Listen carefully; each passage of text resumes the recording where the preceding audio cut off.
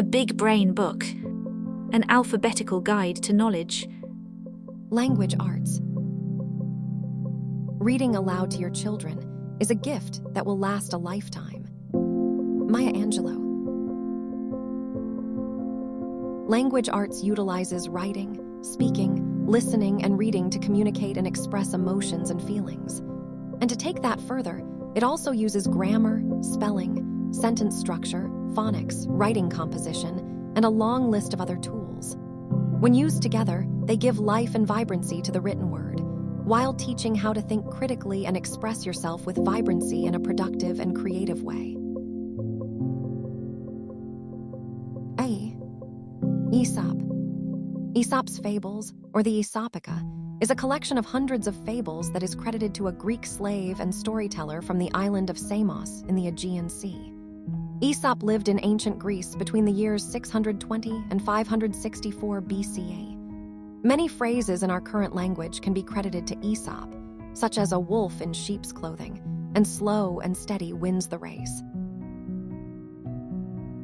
B. Braille. A form of written language for a person that is blind, in which the characters are represented by patterns of raised dots that are felt and used to interpret language using the fingertips. C. Conjunction. Conjunctions join words, phrases, or clauses. And, but, and or are three of the most common conjunctions, but there are many others. D. Dialect. Dialect is a variant of a language spoken in a specific region or group. It can vary in vocabulary, grammar, and pronunciation from other forms of the same language. The early settlers of the American southern colonies in the 16th and 17th centuries brought with them regional dialects from various parts of England. Melded with African American, Creole, and Spanish languages, it has evolved into a southern accent that will vary from region to region across the South. A. Epitaph. An epitaph is a few words or a paragraph, which is inscribed on a person's tombstone at the time of burial. It is meant to summarize and at the same time memorialize that person's life. F. Fiction. In literature, fiction is a style of writing that is generally a story that is not true. The characters and everything around them are created in the mind and the imagination of the author. There are many different genres, including science fiction, fantasy, horror, and mystery. G. Grimm's fairy tales. The Grimm brothers from Germany took many common tales that were only known in the oral tradition and published them in 1812 in the book Grimm's Fairy Tales. The Seven Ravens was one of these stories, along with Cinderella, Rapunzel, and Little Red Cap, which later came to be known as Little Red Riding Hood and had a different ending. H. Homonym. To be a homonym, two or more words may be spelled differently and pronounced the same way, but have very different meanings.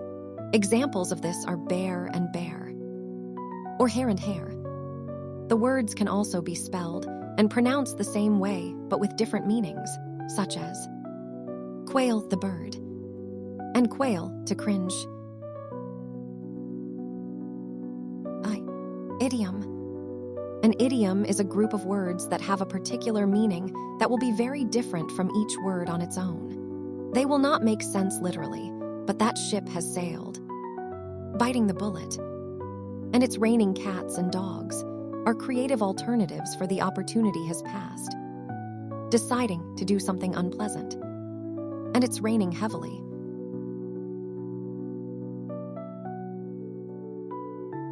J. Juxtaposition. Two objects, images, or ideas that are placed next to each other to emphasize the differences between the two. Describing details about a main character is a way an author uses juxtaposition when they are writing a story. A visual artist can show juxtaposition by using images that are very different in size or colors. This can be helpful in drawing the attention of the viewer to focus on a certain area of the artwork. Kenning.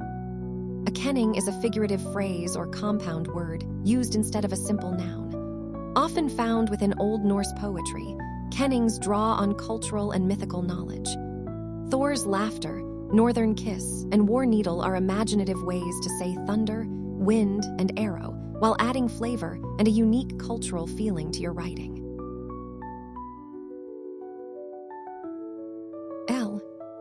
Legend. A legend is a popular story handed down over time, but has never been proven to be fact. The legend of Bigfoot and reports of the furry fellow continue, but we will have to wait patiently for any credible evidence that can prove its existence beyond blurry photographs and footprints.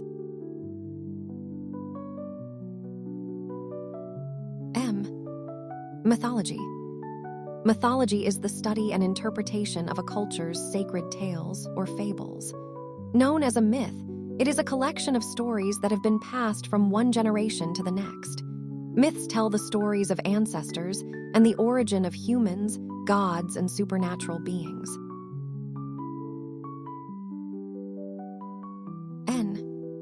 Nemesis.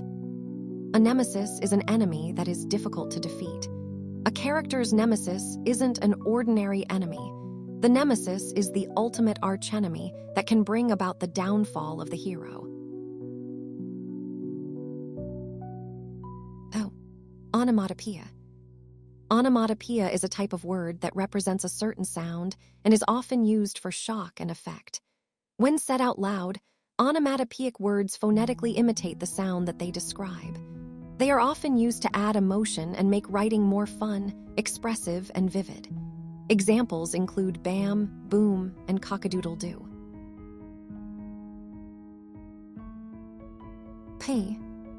Passive voice. Active and passive voice are two ways to structure a sentence.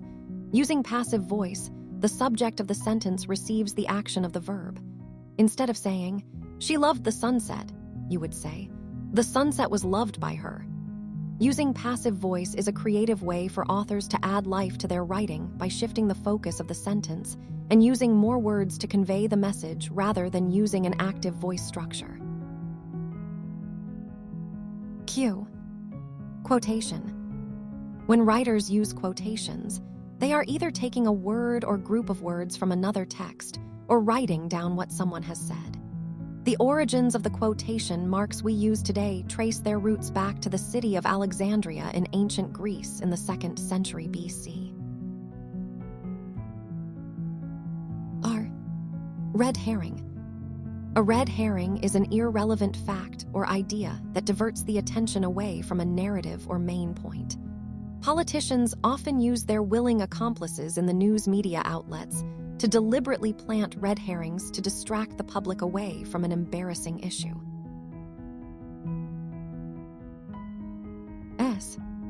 Sign. Plains Indian Sign Language is a form of expression and communication within the Native American community. Unlike American Sign Language, which is a language with unique grammar and vocabulary, PISL is a silent language allowing different tribes to communicate with each other over long distances, even if they spoke different languages.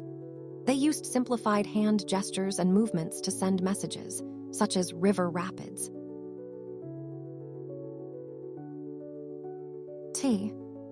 Tale. A tale is a story that is told with imagination and usually exciting events. It can be a true story or fiction. There have probably been tales told for as long as people have been communicating.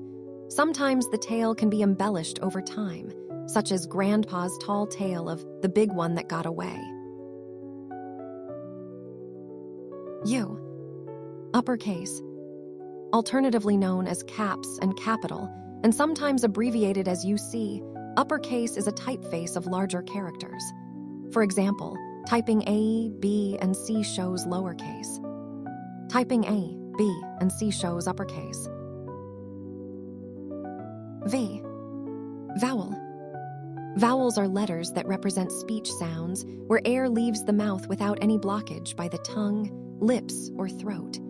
The vowels in the alphabet are A, I, O, U, and sometimes Y. All other letters in the English alphabet are consonants, which represent speech sounds where air is blocked somehow before leaving the mouth. W. Watermark. A watermark is a recognizable image in paper that appears as various shades of lightness and darkness when viewed by transmitted light. It is used primarily to prohibit unauthorized use of images. X. Chi. The Greek letter that looks like the letter X is called chi and is pronounced chi.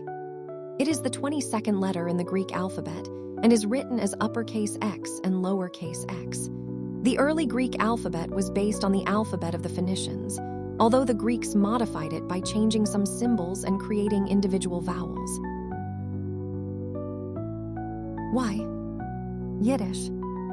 Yiddish dates back to the history of the Ashkenazic Jews. The language originated in the 9th century when Jews of France and northern Italy immigrated to what is now the middle of modern-day Germany. Ultra-Orthodox Jews are known for the unique ways that they wear their hair.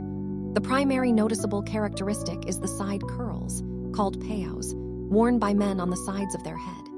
There are many styles of payos, including free-hanging, twisted, or tucked behind the ears. Z. Zeugma. A zeugma is when a word is applied to two other words in different senses to form one idea. It is also used to help simplify the sentence. The flies were flying around the streetlights and were very unlucky. The spider appeared out of nowhere and to be friendly.